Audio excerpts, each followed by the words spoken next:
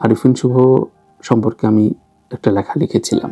আরিফিন শুভ সম্পর্কে আমার সাথে আরিফিন শুভ যখন মুজিব প্রায় মুক্তির পথে, তখন সোহান রহমান সোহান আমার অলরেডি রাতারটা আছে, তাকে কাঁদিয়ে গেছে। তার 5 লাখ টাকা এখনো আরিফিন শুভ পায়। আরিফিন শুভর কাছ থেকে সোহান রহমান সোহান পায়, অ্যাডভান্স দিয়েছে।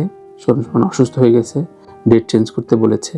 শুভ নিজে বলেছে যে আপনি অসুস্থ তো আবার কি। এটা লাইভে সোহান রহমান সোহান আমার অনুষ্ঠানে বলে গেছেন। এখনো সেটি পাবেন সোহান রহমান সোহান রাতারডা শো সার্চ দিলেই। সো এগুলো আসলে ভং ধরে। আপনি আপনার বিবেককে যখন নষ্ট করে দেবেন না, তখন আর কোনো কিছু আপনি শুধরাতে পারবেন না। কারণ অনেকভাবে অনেক কিছু ব্যাখ্যা দিয়েছে শুভ।